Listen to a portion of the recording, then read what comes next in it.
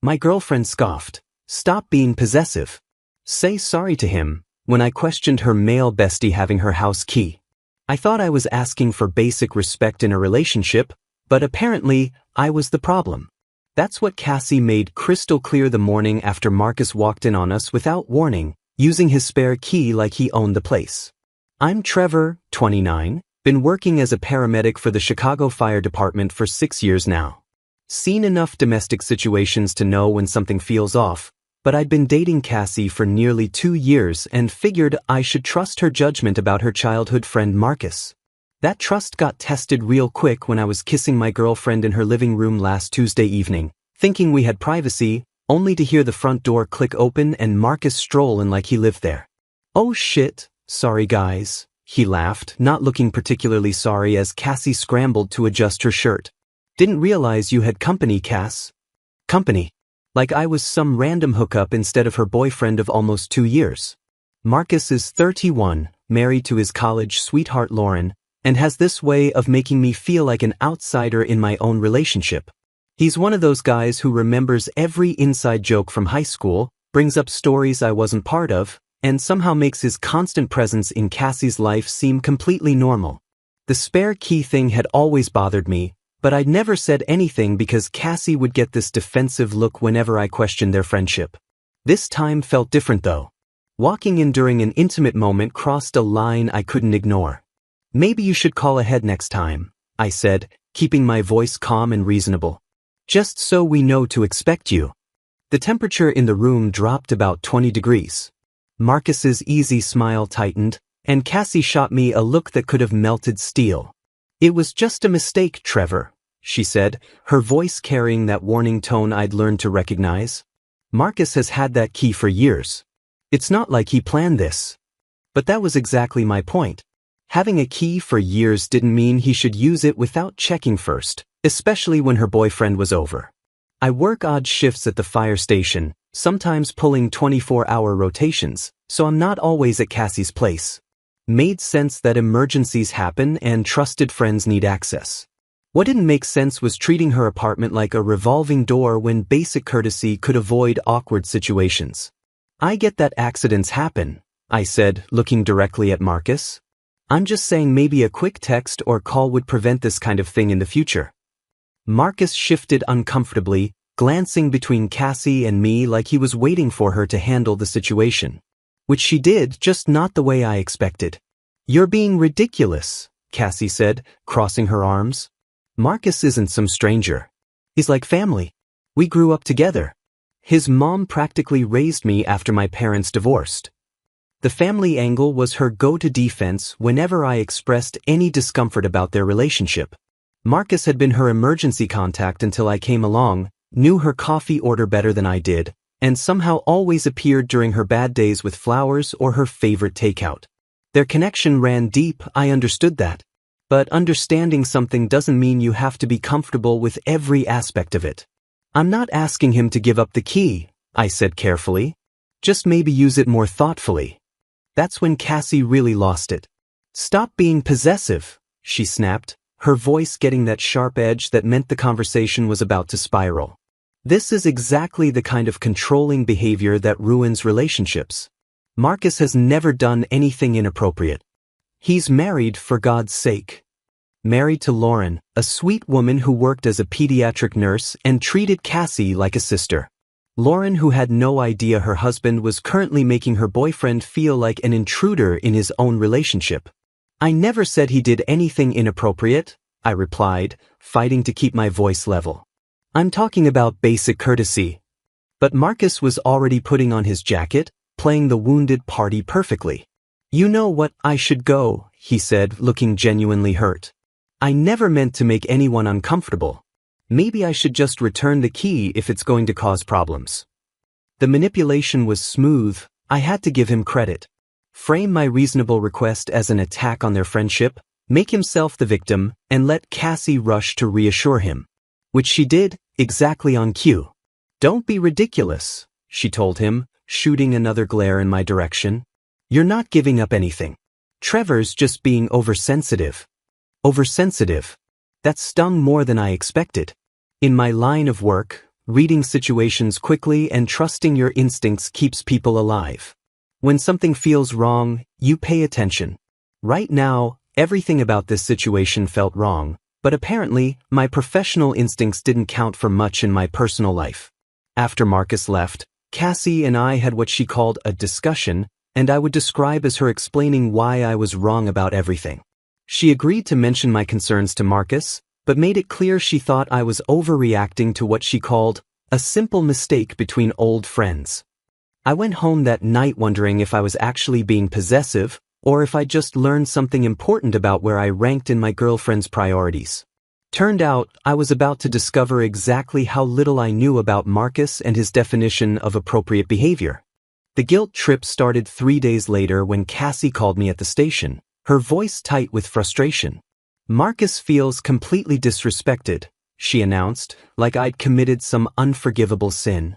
"He says he feels unwelcome in my apartment now, like he can't even check on me without worrying about offending your delicate sensibilities." I was restocking our ambulance after a rough call, a domestic violence situation where the woman kept making excuses for her partner's behavior, and the irony wasn't lost on me. "Did you explain that I just asked him to call first?" I asked, pulling off my latex gloves. "That's not the point, Trevor. The point is that you made him feel like he was doing something wrong when he's been nothing but a good friend to me for 15 years. 15 years. She always brought up the timeline like it automatically trumped any concerns I might have. What she didn't know was that for the past 8 months, I'd been sitting on information that completely changed how I viewed Marcus's definition of being a good friend. It started at Jamie and Sarah's backyard barbecue last summer. Marcus had been drinking, laughing loud, telling stories about his college days with Lauren. When he went to the bathroom, his phone buzzed on the picnic table where he'd left it face up. The notification preview showed a message from someone named Amber_Chicago23, with a thumbnail photo that definitely wasn't Lauren. The message preview read, "Can't wait for tomorrow night. Same hotel." I shouldn't have looked, but once I saw that, I couldn't unsee it. When Marcus came back, I watched him quickly swipe the notification away, checking to see if anyone had noticed. Our eyes met for a split second, and I saw something flicker across his face before he grabbed his phone and shoved it in his pocket. That might have been the end of it, just a moment of uncomfortable knowledge I could pretend I never had, but then I started noticing things. Marcus at Luigi's downtown with a brunette who wasn't Lauren, his hand on her lower back as they waited for a table. A few weeks later, same thing at the new sushi place on Michigan Avenue, different woman entirely, blonde this time, clearly more than friends based on how she was laughing and touching his arm. Both times I was with my partner Rodriguez, grabbing quick meals between calls, too far away to confront him even if I'd wanted to. Which I didn't. Because what was I supposed to do? Walk up to a married man I barely tolerated and accuse him of cheating based on restaurant sightings? Tell his wife, who seemed genuinely happy, that her husband was meeting women for what sure looked like dates? It wasn't my marriage, wasn't my business, and I figured Lauren was smart enough to figure things out if she needed to. But now, listening to Cassie demand I apologize to the same man I'd watched betray his wife multiple times, the hypocrisy was suffocating. "You know what?" Cassie continued, her voice getting that determined tone that meant she'd already decided how this was going to go. "You're going to apologize to him. Tonight. I'm not letting this ridiculous jealousy ruin my oldest friendship." Apologize for what exactly? Asking for basic courtesy? But I could already hear the defeat in my own voice. This was going to happen whether I wanted it or not, because Cassie had decided Marcus's hurt feelings mattered more than my reasonable boundaries. For making him feel unwelcome. For questioning his intentions. For treating him like some kind of threat when he's married and has never been anything but respectful. Respectful. The word almost made me laugh, thinking about those hotel reservations and restaurant dates. But what was I going to say? Actually, Cassie, your precious childhood friend is cheating on his wife, so maybe his moral authority isn't what you think it is? She'd never believe me. Would probably accuse me of making things up because I was jealous. Which, according to her, I clearly was. Fine, I said, because sometimes keeping peace in your relationship means swallowing things that taste like poison. I'll apologize. The relief in her voice was immediate and complete. Thank you. I knew you'd do the right thing once you thought about it. Marcus really is one of the good ones, Trevor. Once you get to know him better, you'll see what I mean. One of the good ones. I ended the call and stared at the Chicago skyline through the station windows, thinking about Lauren planning what she'd mentioned was going to be their 10-year anniversary cruise next month. Thinking about how excited she'd been talking about it at Sarah's birthday party, how Marcus had smiled and nodded along while checking his phone every few minutes. Thinking about how I was about to apologize to a man who was systematically destroying his marriage while positioning himself as the victim in my relationship. The irony was going to eat me alive, but I'd made my decision. If Cassie wanted me to apologize to Marcus, I'd give him an apology he'd never forget. And maybe, just maybe, I'd finally stop being the only person in this situation who seemed to give a damn about the truth. Cassie was practically glowing when she called me the next evening. Perfect news. Lauren's hosting one of her dinner parties this Saturday, and she specifically asked me to make sure you and Marcus work things out. The enthusiasm in her voice made my stomach turn. She's making that incredible lasagna you love, and it'll be our whole group, Jamie and Sarah, David and Nicole, all the usual suspects. It's the perfect opportunity for you to clear the air with Marcus. I was sitting in my apartment, still in my CFD t-shirt after a 12-hour shift, staring at a beer I hadn't opened yet. You already told them I'm apologizing? I may have mentioned that you realized you overreacted and wanted to make things right, she said, and I could hear the smile in her voice. Lauren was so relieved. She hates when there's tension in the group, and she really likes you, Trevor. She keeps saying what a good influence you are on me. What a good influence. If only Lauren knew that her husband's biggest defender was about to become his worst nightmare. Marcus is being really mature about the whole thing, Cassie continued. He said he's willing to put it behind us if you're genuinely sorry. See? I told you he was a good guy. I spent the week doing something I'd never done before in my life, planning a confrontation. Tuesday after my shift, I drove past Luigi's and confirmed what I remembered about the layout, the lighting, how clearly you could see the tables from the street. Wednesday, I did the same thing at the sushi place on Michigan Avenue. Thursday, I sat in my truck outside the Hampton Inn downtown where I'd seen Marcus's BMW parked twice in the past month, timing how long it took to walk from the parking garage to the lobby. I felt like I was planning a tactical operation, which in a way, I was.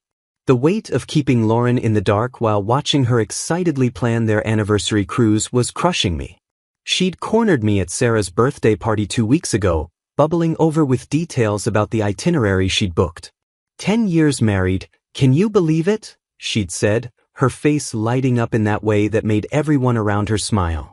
Marcus keeps joking that he's stuck with me now, but honestly, I fall in love with him more every year.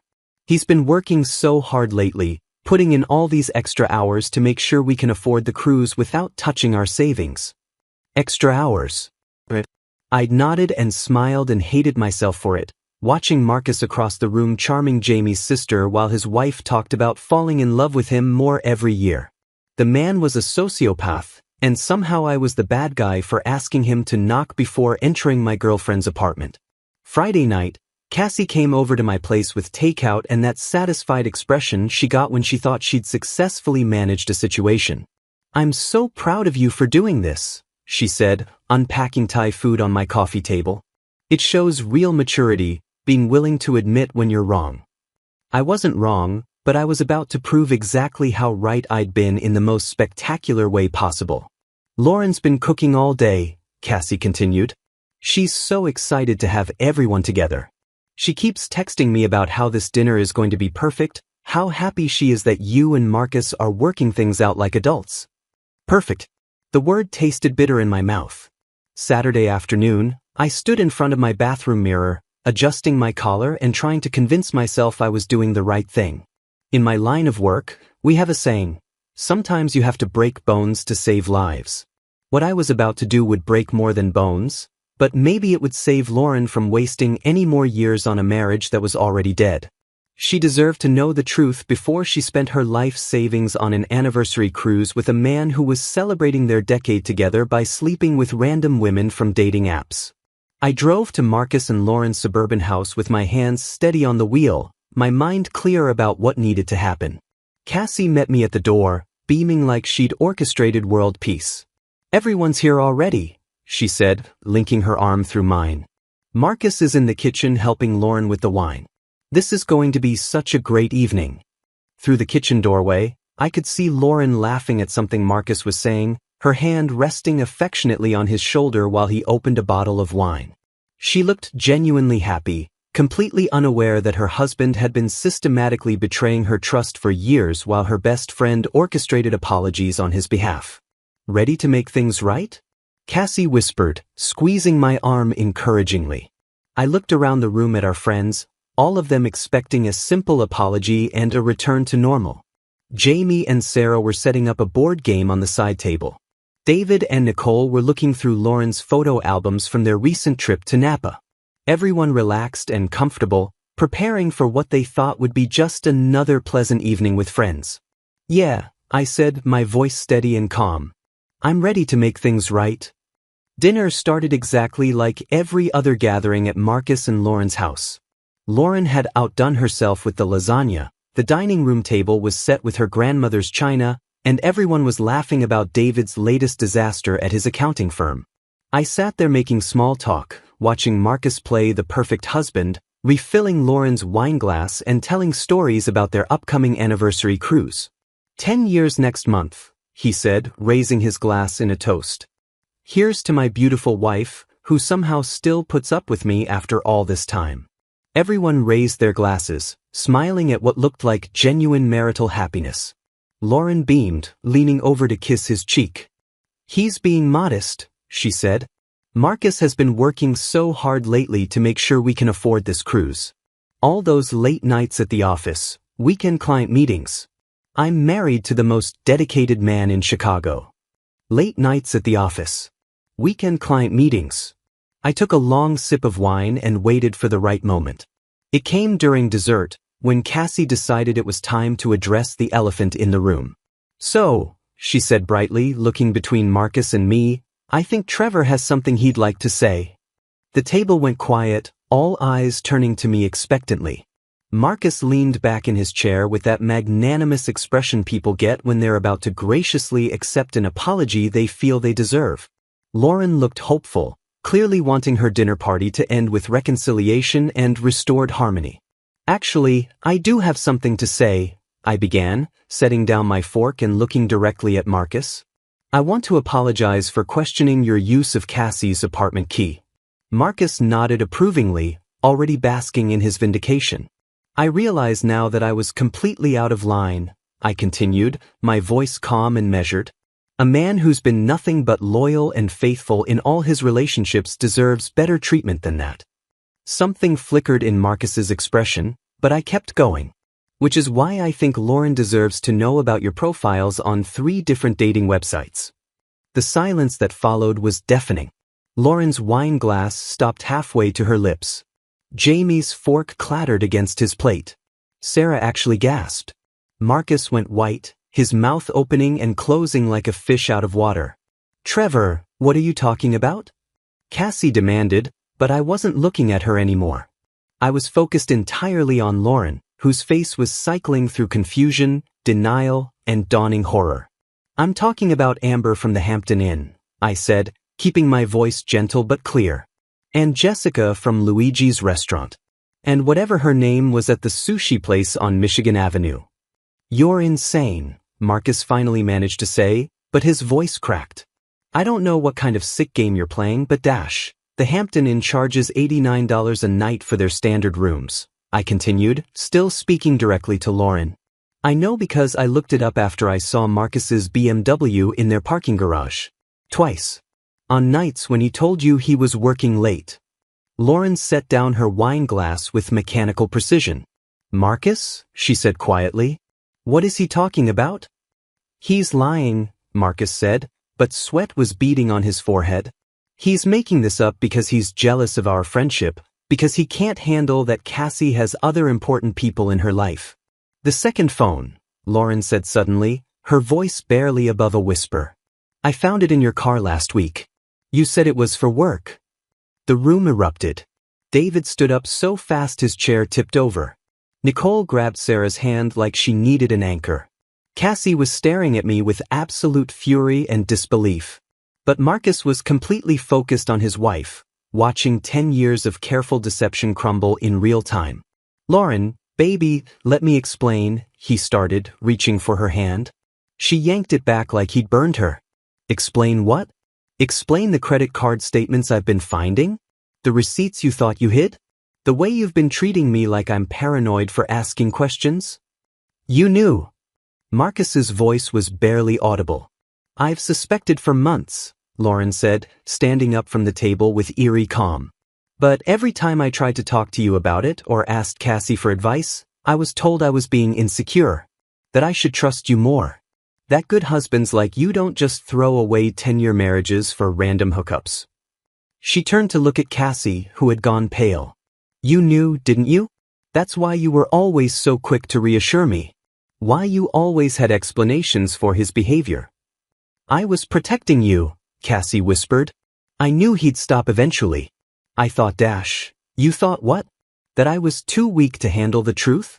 That I deserved to live in a fantasy while my husband made a fool of me?"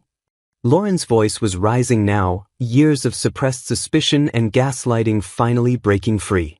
Marcus tried one last desperate play. "This is ridiculous. You're going to believe some paranoid accusations over your own husband? Over 10 years of marriage. 10 years of marriage?" Lauren laughed, but there was no humor in it. "You mean 10 years of me working extra shifts to pay for your business trips? 10 years of me making excuses to our friends when you disappeared for hours? 10 years of me questioning my own sanity because you made me feel crazy for noticing what was right in front of me?" She walked to the hall closet and pulled out a suitcase that had clearly been packed and waiting. "I want you out of my house. Tonight." The room was dead silent except for the sound of Marcus's world imploding. "Lauren, please," he said, his voice breaking. "We can work through this. It didn't mean anything. It was just Just what? Just sex? Just lies? Just you destroying our marriage while I planned our anniversary cruise?" She threw the suitcase at his feet. "Get out. Before I call my lawyer." Marcus looked around the room desperately, searching for an ally, someone who might take his side. But David was shaking his head in disgust. Jamie had his arm around Sarah, who was crying. Nicole was staring at him like he was something she'd found on the bottom of her shoe.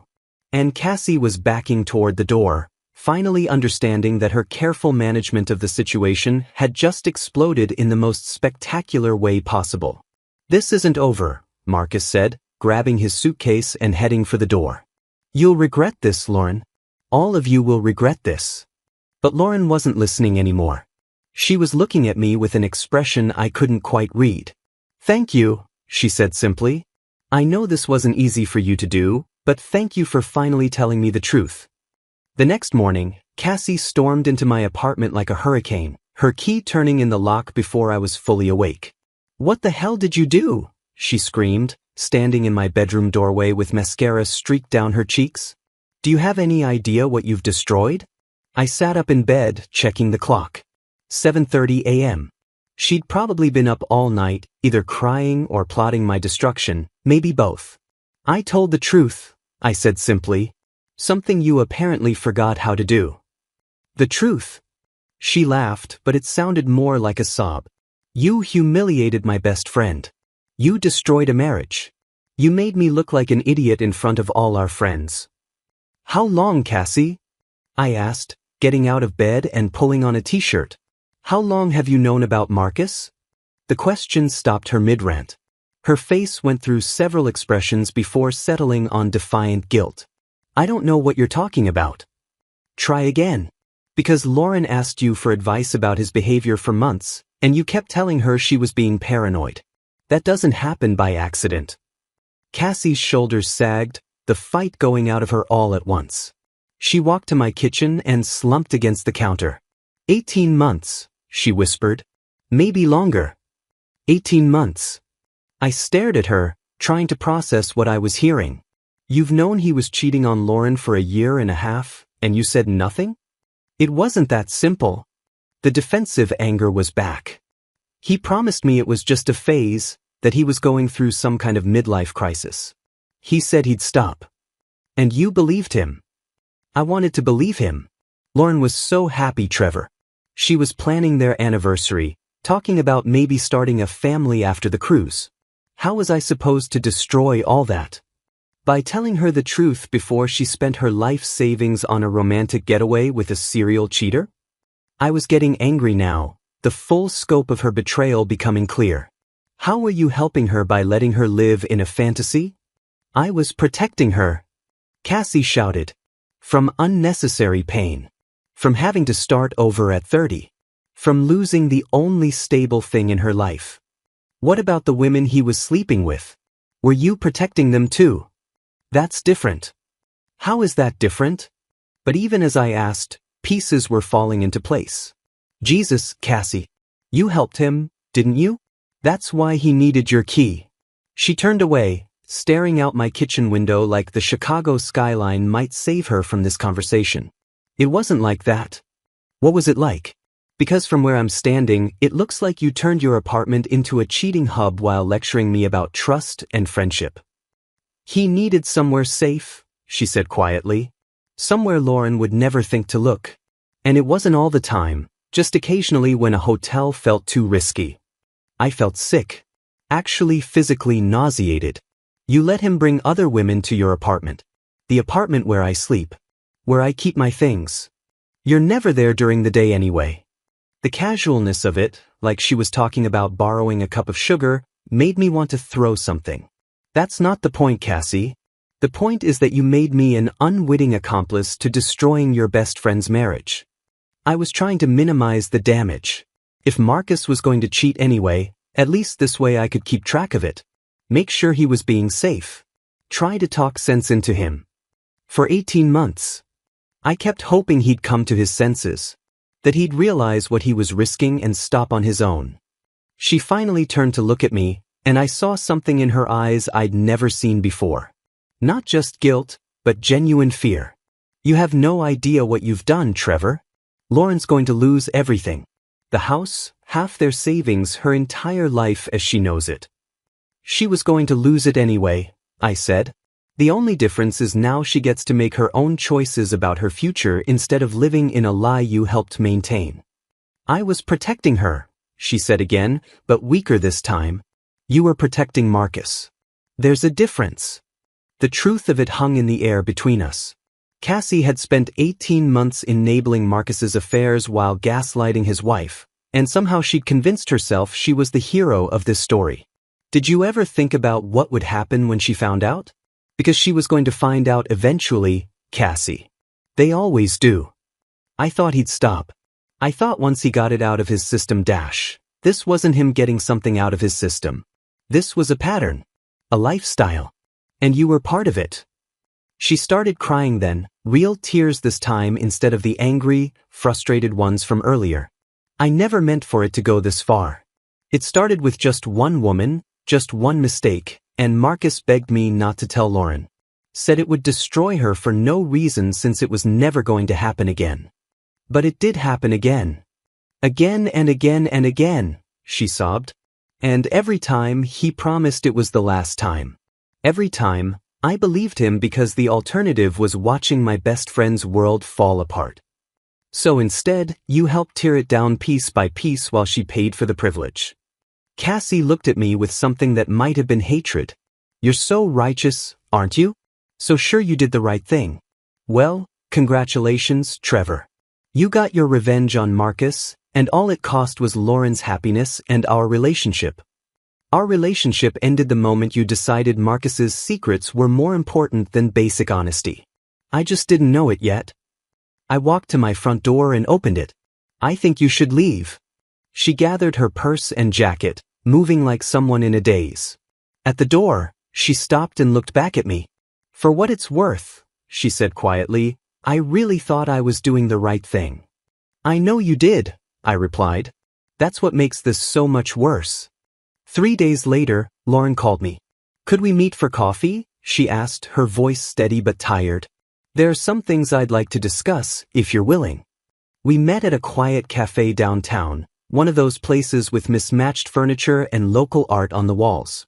Lauren looked different, older somehow, but also more solid, like she'd stopped floating and finally planted her feet on the ground. "I wanted to thank you again," she said once we'd ordered. "I know what you did wasn't easy, and I know it probably cost you your relationship with Cassie." "That relationship was built on a lie anyway," I said. "I just didn't realize it at the time." Lauren nodded, stirring sugar into her coffee with mechanical precision. "I need to tell you something. About how long I've known, about what I've been doing behind the scenes." She pulled out a manila folder from her bag and set it on the table between us. "I've been documenting Marcus's affairs for 8 months. Credit card statements, phone records, photographs, hotel receipts. I hired a private investigator 6 weeks ago." I stared at her. "You knew everything?" "Not everything, but enough. Enough to know my marriage was over, enough to protect myself legally, enough to make sure I wouldn't be left with nothing when this all came to light."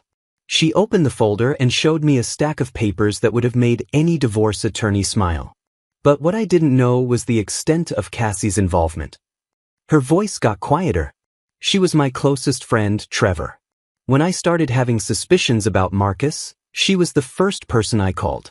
Every time I found something suspicious, every time my gut told me something was wrong, I went to her for advice. And she told you that you were being paranoid. Every single time. Marcus loves you and you're just being insecure. Marriage is hard, you have to trust each other." She made me feel guilty for doubting him, made me think I was the problem. Lauren's hands were shaking slightly as she flipped through the documentation. The worst part is that I started to believe her. Started to think maybe I was losing my mind, seeing threats that weren't there. "Gaslighting," I said quietly. "That's what it's called when someone makes you question your own reality." "I looked it up," she said with a bitter smile.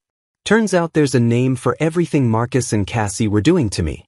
But here's what really gets me. Last month, when I found that second phone in Marcus's car, you know what Cassie said?" I waited. She said maybe it was a surprise for our anniversary. Maybe he was planning something special and didn't want me to find out. She actually convinced me to put it back and pretend I hadn't seen it. The cruelty of it was breathtaking. She was actively working against you. For 18 months, Lauren confirmed. 18 months of her reassuring me that I was wrong, that I should trust my husband more, that good marriages require faith. All while she was providing him with a safe place to betray me. She pulled out another set of documents. My private investigator confirmed it. Marcus used Cassie's apartment at least 12 times in the past 6 months alone. Different women, always during the day when you were at work. "I'm so sorry, Lauren. I had no idea how deep this went." "How could you? You were being manipulated too, just differently. Cassie was managing all of us, keeping us all in our assigned roles while Marcus destroyed our marriage with her full support." Lauren closed the folder and looked at me directly. "But here's what I want you to understand. What you did at that dinner party wasn't cruel or vindictive. It was the first honest thing anyone had said to me in over a year. It felt pretty brutal in the moment. It was brutal, but it was also necessary. I was 3 weeks away from spending $8,000 on an anniversary cruise with a man who was celebrating our decade together by sleeping with women he met online. The only thing worse than learning the truth would have been not learning it." She reached across the table and squeezed my hand. "You gave me back my agency, Trevor. My ability to make decisions about my own life based on reality instead of carefully crafted lies. What happens now? Now I file for divorce with 8 months of documentation and a paper trail that shows systematic deception and financial infidelity. Now I keep the house, most of our savings, and my self-respect." She smiled, and for the first time since I'd known her, it looked completely genuine. "And now I get to rebuild my life surrounded by people who actually care about my well-being." "What about Cassie? What about her?" "She made her choice 18 months ago when she decided Marcus's comfort was more important than my right to know the truth about my own marriage. Some betrayals are too fundamental to forgive." Lauren finished her coffee and gathered her papers. "I've moved in with my sister for now, but I'm looking at apartments downtown. close to the hospital where I work, close to friends who actually deserve that title. As we stood to leave, she paused. Can I ask you something? How long were you carrying around the knowledge about Marcus before you finally said something? 8 months, I admitted. And it was eating me alive. Good, she said firmly. That means you have a conscience. That means you understand the weight of truth and lies.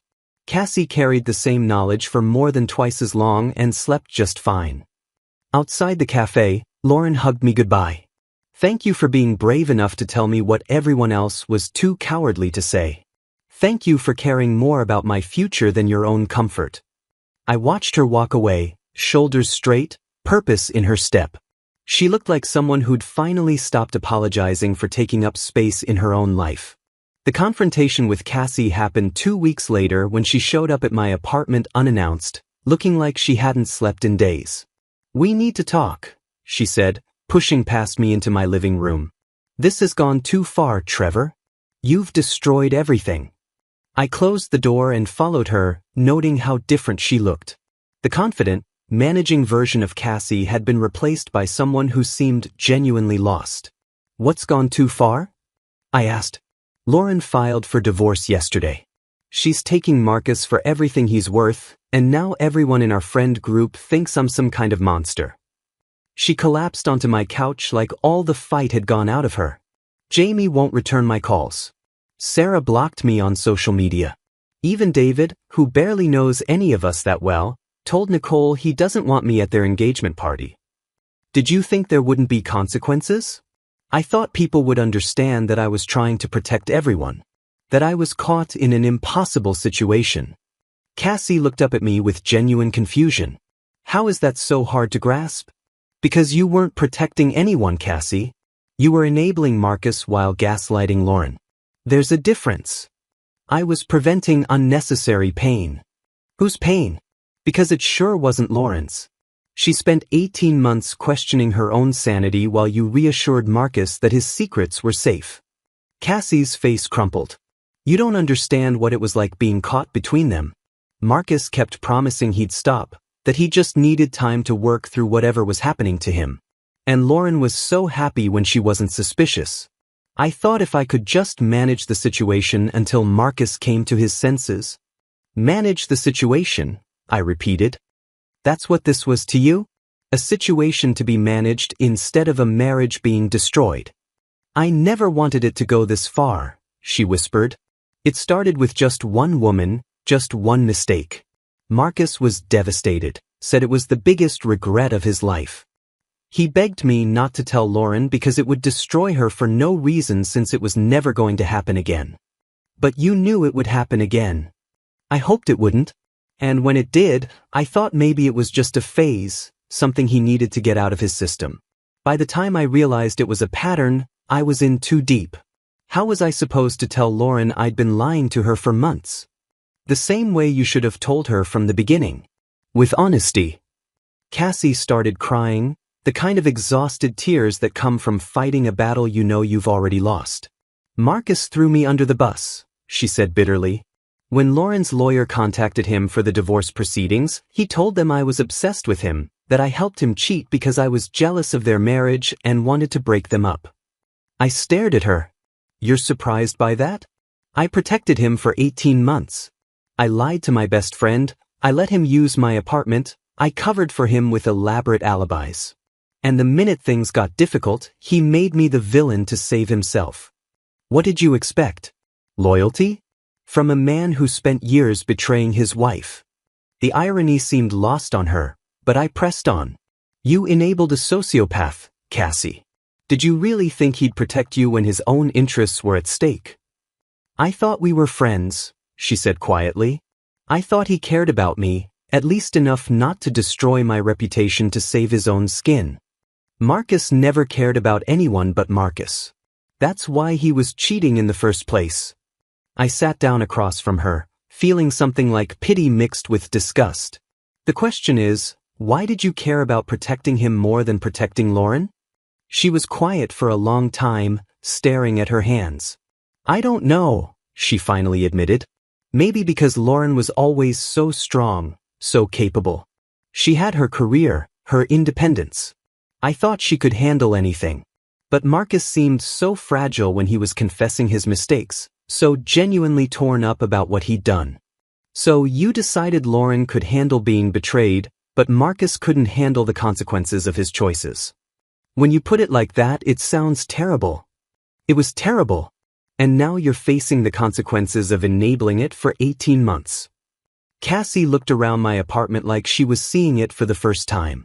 Are we really over? I mean, I know what I did was wrong, but can't we work through this? Cassie, you let another man use your apartment to cheat on his wife while lecturing me about trust and respect. You spent over a year systematically gaslighting your best friend while helping her husband betray her. What exactly is there to work through? I was trying to minimize the damage. You were trying to avoid taking responsibility. There's a difference. She stood up slowly, gathering her purse and jacket. So that's it? 3 years together and you're just done. I'm done with people who think lying is kinder than truth. I'm done with people who think they know what's best for everyone else while ignoring the harm they're causing. I'm done with people who enable cruelty and call it compassion. At the door, she turned back one last time. You know, Trevor, you're not as righteous as you think you are. You kept Marcus's secret for 8 months too. You're right, I said. I did. And it was wrong, and I learned something about myself I didn't like. The difference is, when I had the chance to make it right, I told the truth instead of doubling down on the lies. And look how that worked out for everyone. Yeah, I said, opening the door. Look how it worked out.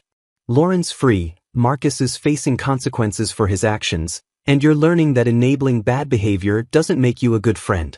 Sounds like the truth worked out exactly like it should have. I closed the door behind her and realized I felt lighter than I had in months. Sometimes the hardest part of doing the right thing isn't the doing, it's accepting that some people will never forgive you for refusing to participate in their comfortable lies.